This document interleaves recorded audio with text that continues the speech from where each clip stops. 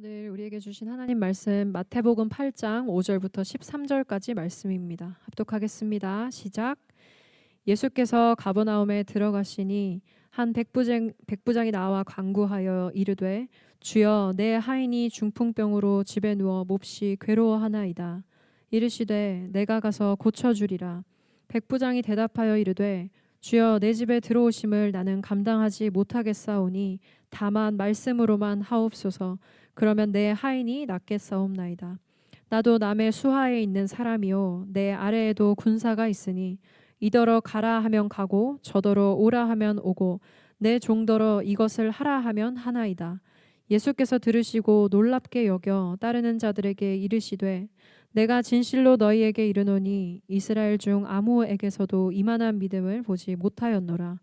또 너희에게 이르노니 동서로부터 많은 사람이 이르러 아브라함과 이삭과 야곱과 함께 천국에 앉으려니와 그 나라의 본 자손들은 바깥 어두운 데 쫓겨나 거기서 울며 이를 갈게 되리라. 예수께서 백부장에게 이르시되 가라 내 믿은 대로 될지어다 하시니 그 즉시 하인이 나으니라. 아멘. 아멘. 네, 오늘은 예수님 앞에 나와 자신의 하인을 고쳐달라고 요청했던 백부장에 관한 이야기를 우리가 함께 봉독했습니다. 백부장 그러면 100명의 부하를 거느린 장수를 백부장이라고 합니다. 요즘으로 말하자면 어느 정도 될까요? 한 중대장보다 조금 더 많은 인원을 거느린 그런 정도의 사람이 될 거라고 생각해요.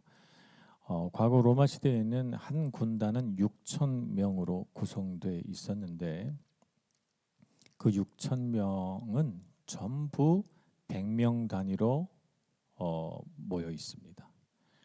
그래서 6천 명이 100명 해서 그 6천 명 안에 또 600명의 60명의 백부장이 있는 거죠.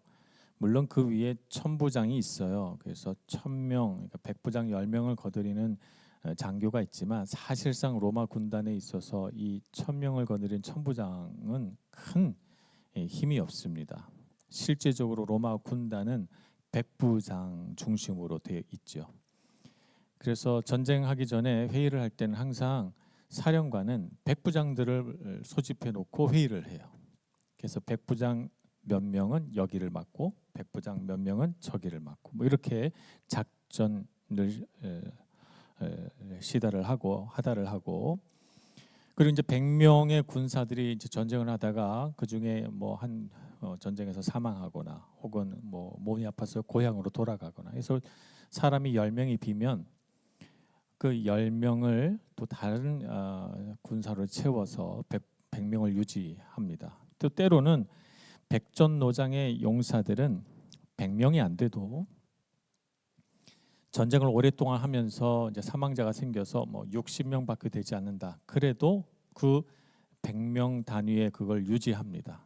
자기네들의 깊은 전우애와 소속감을 가지고 그렇게 돼 있죠. 그래서 그런 부대의 백부장은 굉장히 힘이 셉니다. 당시 로마 사회에서 로마 군대 체계에서 백부장은 우리가 생각하는 것보다 훨씬 더 영향력이 막강하고 로마 군대의 중추 역할을 담당하는 그런 장교다라고 하는 것을 알아야 되겠습니다. 그런데 오늘 이 백부장 로마 사람이죠. 예수님께 요청을 합니다. 다른 사람이 아니라 자기 종이 아프다는 거예요. 하인이 아프다는 거죠. 그래서 예수님께 고쳐달라고 요청을 합니다. 이 백부장은 굉장히 책임감도 강하고 사랑도 많은 사람이에요. 자기 가족이 아파서 예수님을 요청한 게 아니라 자기가 부리는 하인 한 사람이 아프다고 예수님을 초대할 정도로 그렇게 예수님 앞에 직접 나와서 간구할 정도로 그렇게 자기 사람들을 사랑하는 사람이죠. 그런데 이런 그의 마음이 신실한 것도 참 귀한데 예수님 앞에 나와 한 그의 말은 뭐냐면 예수님 저희 집까지 오실 필요 없습니다. 예수님은 유대인이고 나는 이방인이니 유대인이 이방인의 집에 들어왔다라고 하는 것은 유대인들에게 불편한 일 아닙니까? 예수님은 그런 거 상관하지 않으시지만 예수님은 누구든지 예수 그리스도를 청하는 자에게 가까이 다가가셔서 고쳐주시고 은혜를 베푸시지만 백부장은 그 유대인 땅에 오랫동안 거주하면서 유대 문화를 잘 알거든요. 오시지 마시고 말씀만 하옵소서. 저도 군대에서 남의 수하에 있는 사람이고 또 내 밑에도 부하들이 있는데 말만 하면 듣습니다. 가라 하면 가고 서라 하면 서고 그들이 명령만 내리면 다 순종합니다. 그러니 주님 오시지 마시고 말씀만 하옵소서 이렇게 이야기를 하죠. 자신이 삶의 경험에서 얻은 것을 믿음으로 승화시켜서 예수님의 능력을 꿰뚫어 보는 이 백부장의 놀라운 믿음을 예수님께서 보십니다. 그래서 이스라엘에도 이만한 믿음을 가진 사람을 보지 못하였다. 그러면서 이 백부장들아 내 믿음대로 되리라. 그러면서 그를 보내죠. 그리고 그 하인이 즉시로 낫게 됩니다. 하나님께서는 세상을 말씀으로 창조하셨죠. 빛이 있으라 하니 빛이 있었고 하늘에 달과 별과 해가 생기라 했더니 생겼고 땅이 드러나라 식물이 자라나라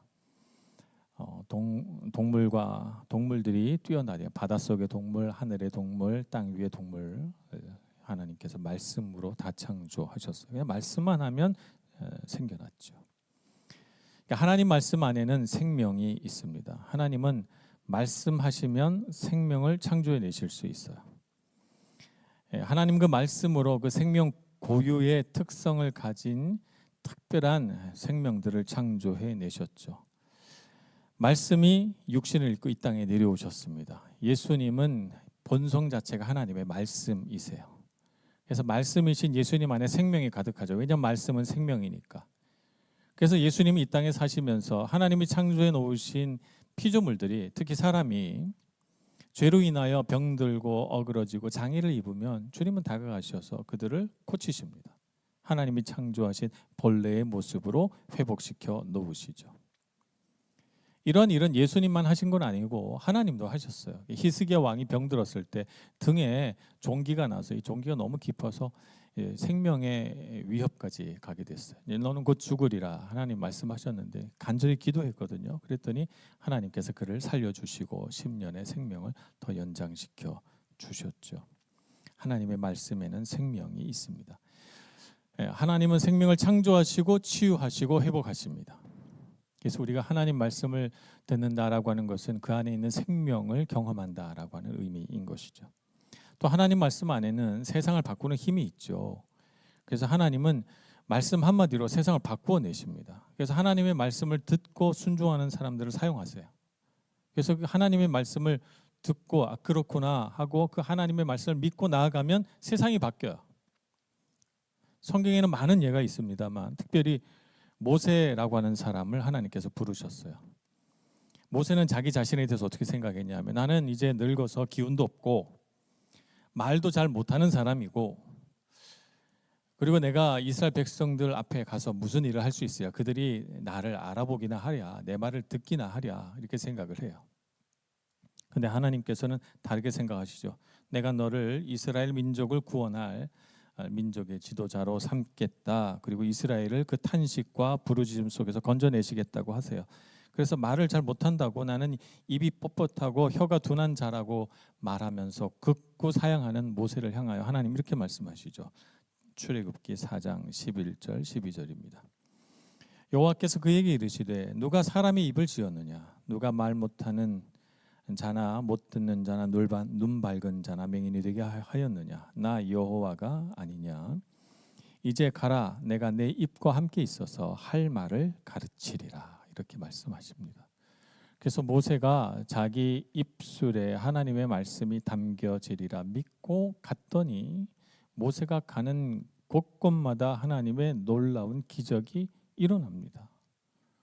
그리고 이스라엘 백성을 진짜 그 애굽 땅에서 탈출시켜 내죠. 하나님의 역사가 일어나요. 또 하나님은 이런 일도 하셨습니다.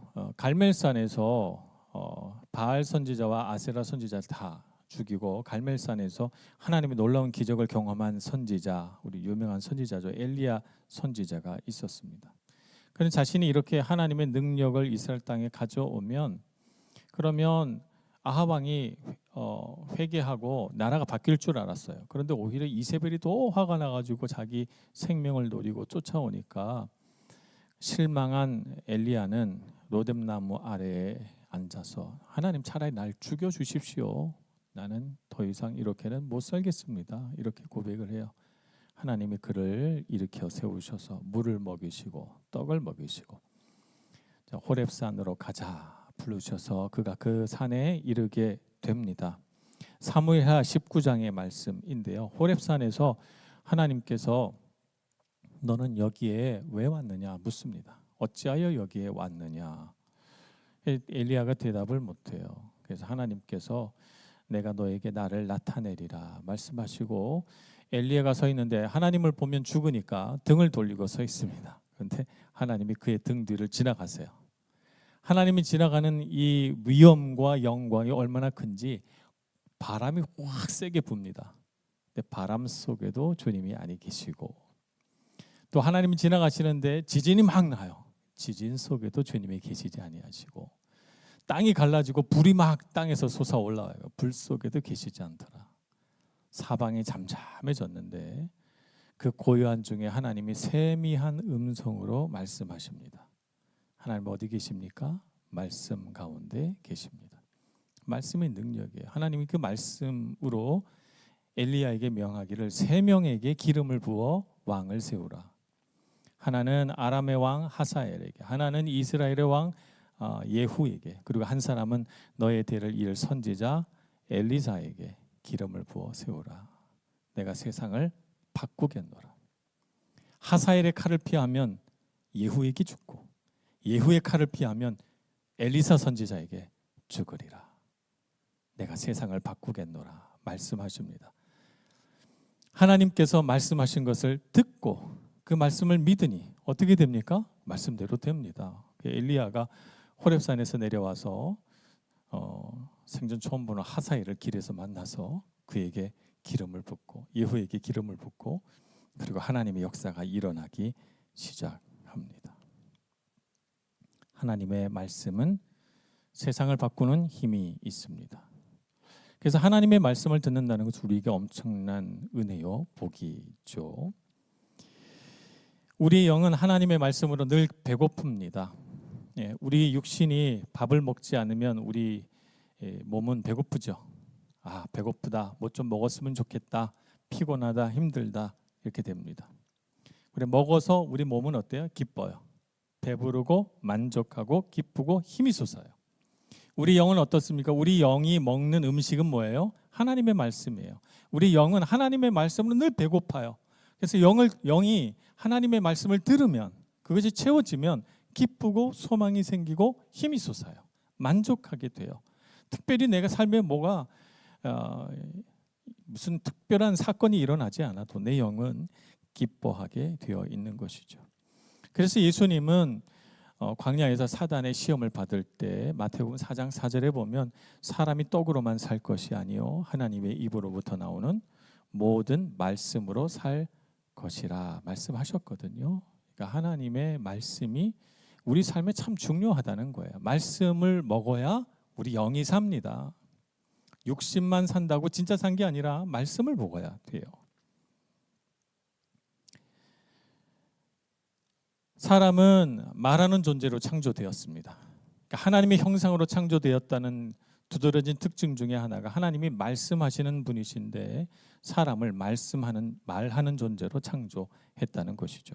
그래서 하나님의 형상을 닮아 있습니다. 사람의 말에도 힘이 있습니다. 제가 좋은 얘기는 아니니까 연예인의 이름을 밝히지 않겠습니다만 아주 아름다운 연예인이에요. 여자분인데 또 대회 나가서 우승도 한 아주 미녀입니다. 근데 그분이 나중에 알코올 중독자가 됐어요. 왜 그러냐면 어머니가 남편과 이혼을 했는데 남편이 외국인이에요. 이혼한 그 남편에 대한 미움이 너무 커가지고 이 딸이 남편을 닮았단 말이에요. 그래서 이 아이를 볼 때마다 너는 차라리 태어나지 않았으면 좋겠다. 내가 너를 가지지 않았으면 더 좋았을 걸. 내가 너를 낙태시켰어야 되는데 그렇게 말하면서 말했다는 거예요. 그래서 그 말을 들으면서 이 아이가 자랐어요. 성인이 됐는데 그 말이 뭐예요? 사람의 말이 힘이 있다고 그랬잖아요. 그 말이 자기를 찌르는 거죠. 인생에 어떤 위기가 생기면 난 차라리 태어나지 말았어야 되는데 이런 생각을 하게 되는 거예요. 그래서 마음이 너무 괴로우니까 그 괴로운 마음을 달래려고 술을 마시다가 알코올 중독자가 되었다는 것이죠. 말은 사람을 살리기도 하고 죽이기도 합니다. 네. 성경에 보면 겁이 많은 기드온이 곳간에 숨어가지고 타작을 하고 있습니다. 타작은 원래 바람이 날리는 곳에서 타작을 해야 되는데 너무 겁이 많으니까 소심하게 창고에 들어가가지고 외양간 같은 데 들어가서 거기서 타작을 하고 있어요. 근데 하나님의 사자가 그에게 나타나죠. 그래서 뭐라고 말합니까? 당신은 왜 이렇게 겁이 많습니까? 이렇게 말씀하셨나요? 이렇게 말하세요. 강한 용사여, 하나님이 너를 이스라엘 구원할 사사로 부르신다. 강한 용사여 이렇게 부릅니다. 그래서 기드온의 정체성에 대해 하나님의 말씀이 강한 용사, 나는 강한 용사라고 하는 그 하나님의 말씀이 자기 안에 들어와 심겨지고 그의 삶을 바꾸고 그의 태도를 바꾸고 그의 삶의 지향점을 바꾸어내죠. 그래서 달라지는 거예요. 말 한마디가 사람을 바꾸는 것이죠. 사람의 말에는 세 가지 종류가 있어요. 타인에게 하는 말, 나에게 하는 말, 그리고 하나님께 하는 말. 이 세 종류의 말이 있습니다. 그러니까 타인에게 하는 말은 어디서 나오는 말이냐면 나에게 하는 말이 타인에게 나와요. 나는 나에게 무슨 말을 해주며 살고 있습니까, 여러분? 나는 나에게 무슨 말을 하고 살아요? 그 안타까운 사연을 지닌 연예인처럼 나는 차라리 태어나지 말았어야 돼 라고 하는 말을 자기한테 해주고 있지는 않아요. 우리 마음속에 내가 나에게 하는 말을 바꾸어야 합니다. 하나님의 말씀으로 바꾸어야 합니다. 하나님의 말씀이 나를 향한 진짜 생명의 말씀이고 그것이 진리의 말씀입니다. 저의 삶에도 어려운 때가 있었습니다. 특히 밀란에 와서 제가 어려운 시간들을 몇 번 지나갔죠. 그래서 때로는 그 어려운 시간을 지나가면서 단위에 서서 설교한다는 것 자체가 저에게 너무나도 두려운 경험이 되는 적도 있었어요. 난 오늘 뭐라고 성도들에게 설교하지? 두려운 생각이 엄습해 와서 설교하는 시간이 다가오면 다리가 떨리고 가슴이 두근거려서 식은땀이 나는 그런 경험도 해봤어요. 어느 날 이 문제를 놓고 하나님 앞에 기도하고 있던 중에 하나님께서 저에게 말씀을 주셨죠. 이사야서 51장 16절 말씀입니다. 내 말을 내 입에 두고 내 손 그늘로 너를 덮었나니 이는 내가 하늘을 펴며 땅의 기초를 정하며 시온에게 이르기를 너는 내 백성이라 말하기 위함이니라. 이렇게 말씀하셨어요. 지금도 곧잘 이 말씀을 제 마음속에 품습니다. 제 말, 하나님께서 제게 주신 말씀으로 나는 아무것도 아니지만 나를 통하여 하나님을 계시하기 위하여 하나님의 말씀을 내 입에 담아 주신다 생각하니 용기가 생기더라고요. 힘이 생기고 그래 내가 서서 또 하나님의 말씀을 전해야지. 그래서 내가 아니라 하나님의 말씀을 의지해서 강단에 선 경험이 있습니다. 여러분은 여러분의 마음속에 어떤 말들을 담고 살아가고 있습니까? 그 말이 만약 하나님께로부터 온 말이 아니라면 여러분 그 말을 바꾸어야 합니다. 하나님께서 내게 하시는 말씀으로 바꾸어야 합니다. 기드온처럼 강한 용사여 모세를 향하여 내가 내 말을 내 입에 두노라 말씀하시는 그 하나님의 음성을 들으셔야 됩니다. 그래서 인생을 향하여 용기를 내시고 여러분의 마음에 품는 것은 사람의 말이 아니라 하나님의 말씀. 하나님의 말씀은 생명이시고 세상을 바꾸는 힘이 있으니까 그 생명을 여러분의 가슴에 품어야 되고 세상을 바꾸는 힘을 여러분의 가슴에 품어야 됩니다. 그래서 내 안에 나에게 해주는 말이 달라지면 타인에게 하는 말이 달라지고 그리고 세상을 바꾸는 능력을 발휘하게 되는 것이죠. 그래서 여러분 오늘부터 하나님께 기도할 때 물어야 됩니다. 하나님, 저에게 어떤 말씀을 하고 싶으세요? 저를 향한 하나님의 말씀을 들려주세요. 여러분 기도하시고 여러분의 삶의 순간순간마다 여러분의 삶의 전환점마다 위기마다 여러분 자신을 향하신 하나님의 말씀을 들으시고 그 말씀이 참이며 그 말씀이 진리이며 그 말씀이 생명인 것을 믿고 말씀 붙들고 일어서시는 여러분 모두가 되시길 축복합니다. 기도하겠습니다. 자비로우신 하나님, 크신 주의 능력과 은혜를 의지합니다. 내 힘은 작고 보잘것없어서 자주 넘어지고 자주 실망합니다. 주님, 하나님의 말씀으로 내 연약한 가슴을 가득 채워주시고 실망과 좌절로 쉽게 넘어지는 이 연약한 자를 하나님의 말씀으로 강하고 담대하게 해주셔서 이 세상을 바꿀 힘이 우리에게 있음을, 하나님의 말씀 안에 있음을 알고 주님의 영광 드러내며 살게 해 주옵소서. 예수님의 이름으로 기도합니다.